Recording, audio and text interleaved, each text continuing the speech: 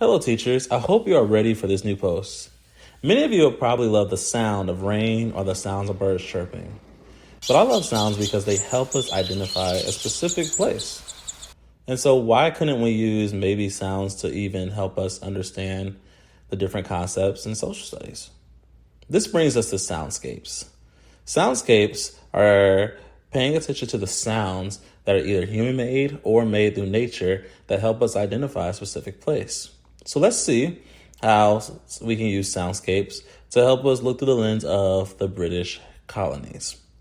By putting this into practice in your classroom, you'll probably focus on these steps: reflect, listen, identify, and create. For reflect, we want to help our students think about the sounds that happen near them. The teacher may say, when you are asked to describe where you live, what do you say? Do you describe the homes, shops, and businesses? Then the teacher may probe a little deeper by asking, is there a sound that makes you think of your home? What is it?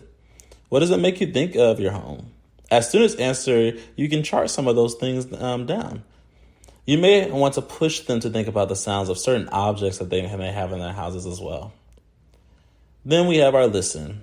As we move into our listen step, we would think about the sounds that are created even just in our own classroom.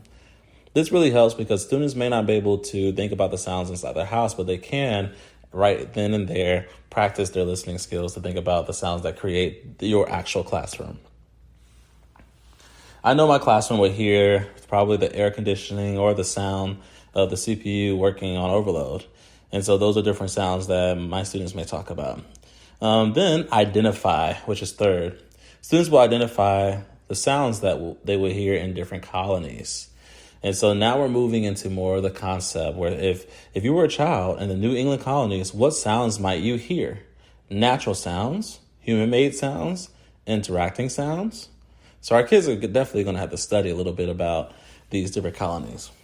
And they create. From there, students can create their sounds. This is my favorite part. They can craft materials for them to make the sounds. They can also record a video while making the sounds with their own bodies. But from here, it's just using creativity. So if you enjoyed this video, check out the rest of the soundscape making video in our YouTube. Until next time, enjoy the rest of the year.